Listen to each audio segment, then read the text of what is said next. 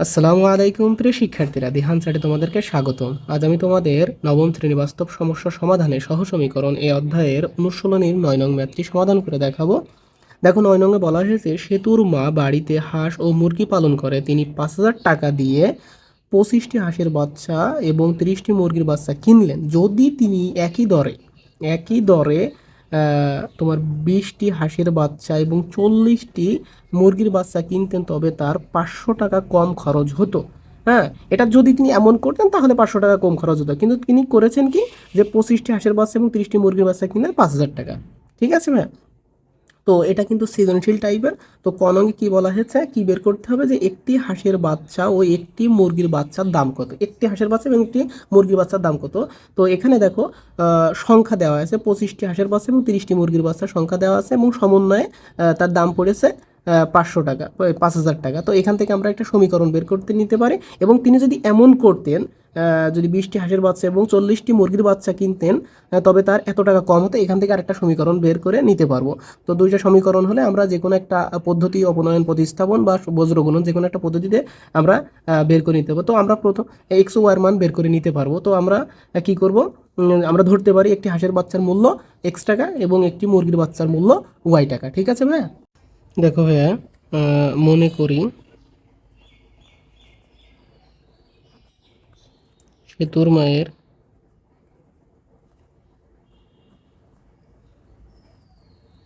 একটি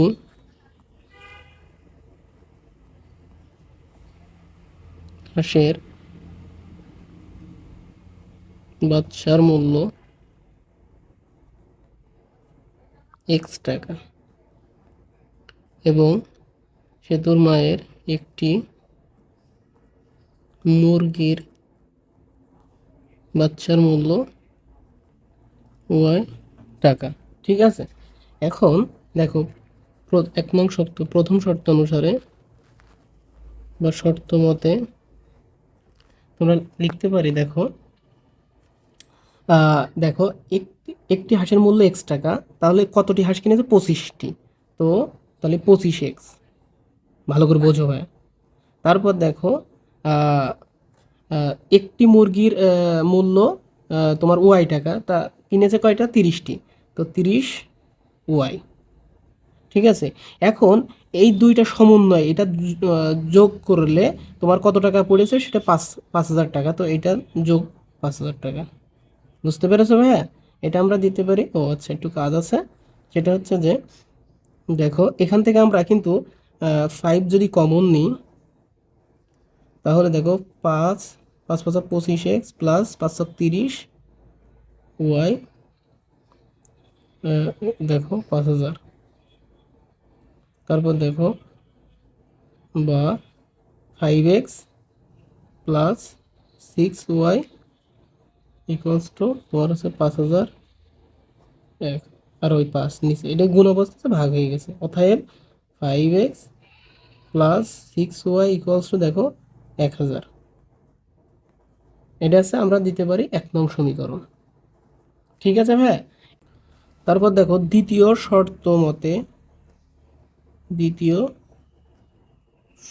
মতে তো আমাদের কি আছে, যে একটি হাঁসের বাচ্চার মূল্য তোমার X টাকা। তো যদি তিনি এমন করতো যে 20টি হাঁসের বাচ্চা কিনতো, তাহলে 20X আর 40টি মুরগির বাচ্চা 40Y, তাহলে এদের একত্রে তোমার কত টাকা হতো? 500 টাকা কম হতো। কার থেকে? যে তিনি যেটা দিয়ে কিনেছিলেন তার থেকে 500 টাকা কম হতো। তো কিনেছিলেন কত টাকা দিয়ে? 5,000 টাকা। ওকে ভাইয়া, এখান থেকে 500 টাকা কম হতো। ওকে, এবার দেখো, বা তাহলে এখান থেকে যদি আমি 20 কমন নিই, তাহলে দেখো X প্লাস 2Y। ওকে, আর এখান থেকে দেখো 45, 5,000 থেকে 5 দিলে 4500, বা X প্লাস 2Y, এখান থেকে কিন্তু গুণ আছে, ভাগ হয়ে যাবে 4500, আর হচ্ছে যে তোমার হচ্ছে যে 20।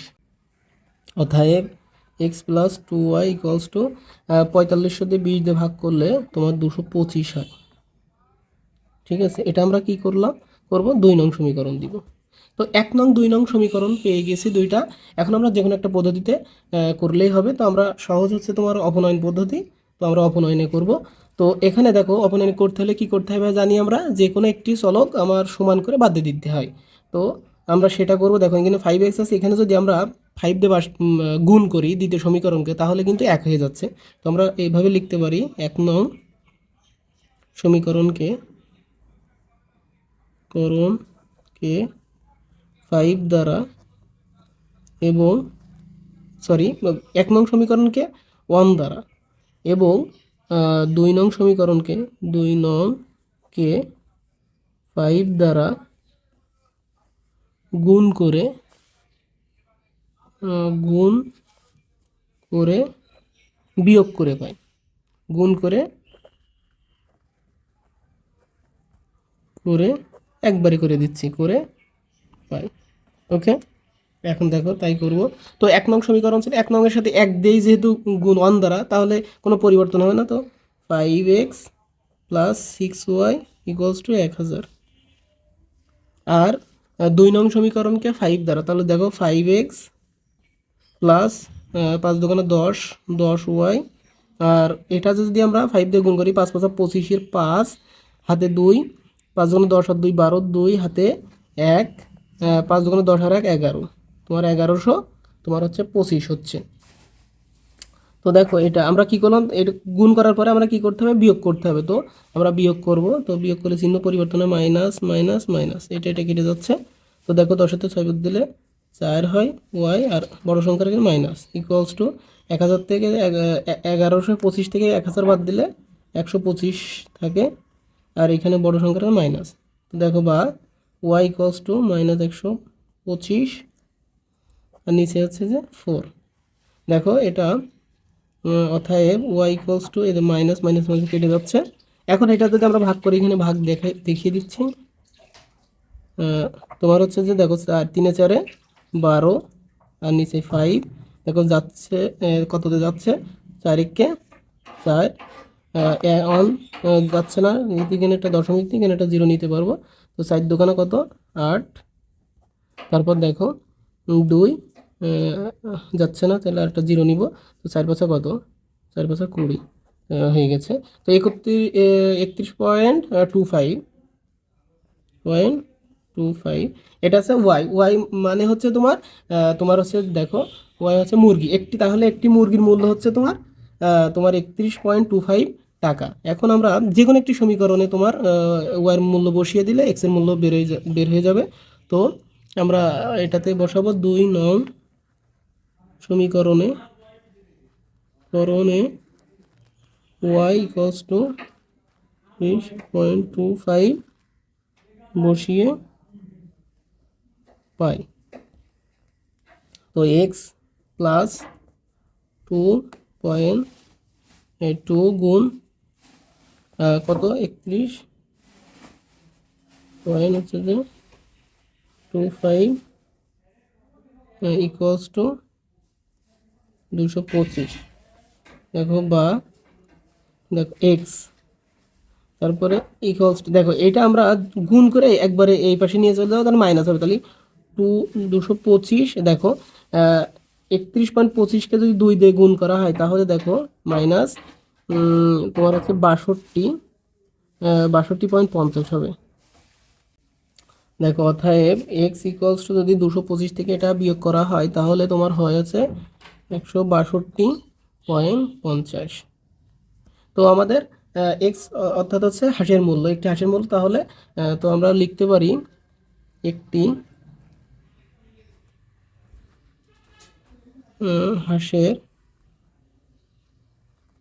মূল্য, একটি হাঁসের মূল্য কত, 162.50 টাকা, এবং একটি মুরগির মূল্য তোমার হচ্ছে যে 31.25 টাকা। তো কিছুদিন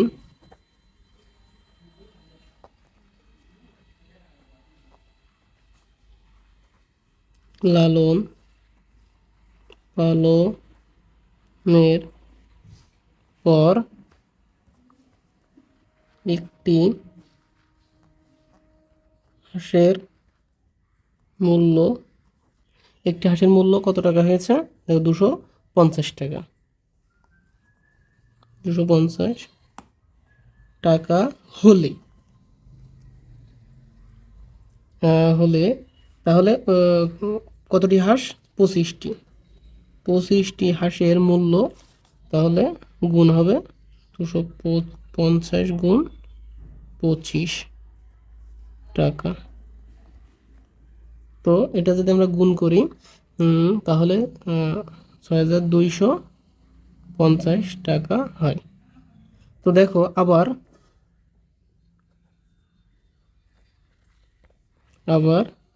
একটি মুরগির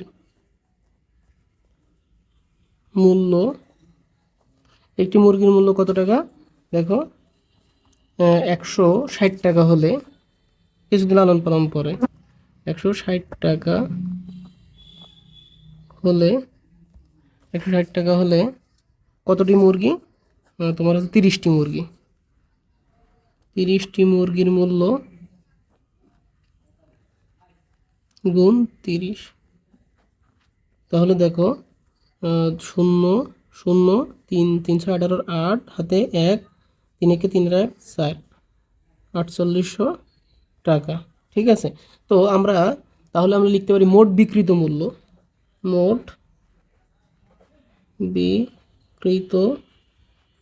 মূল্য কত? 6250 আর যোগ 4800 টাকা। তো দেখো 0 5 তারপরে 8 আর 2 10 0 1 1 4 1 5 5 আর 6 11 11,050 টাকা। ঠিক আছে। হ্যাঁ, এখন দেখো আমরা জানি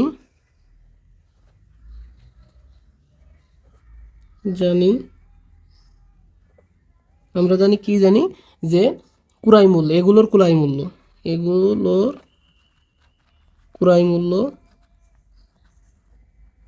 মূল্য কত টাকা? 5000 টাকা। 5000 টাকা। তো দেখো তাহলে সেতুর মায়ের লাভ, এখন দেখা যাচ্ছে আমি যদি বিক্রয় মূল্য থেকে ক্রয় মূল্য বিয়োগ করি তাহলে লাভ বের হয়ে যায় না। অতএব সেতুর মায়ের লাভ হলো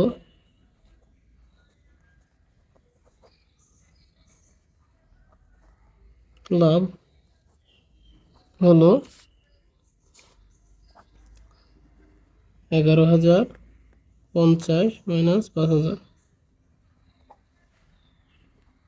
টাকা।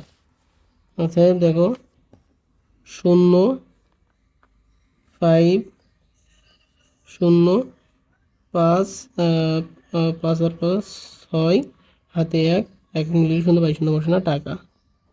তাহলে 6550 টাকা। তো সেতুর মায়ের লাভ হয় 6050 টাকা। তো আশা করি টোটাল ক্লাসটা খুব সহজে বুঝতে পেরেছো।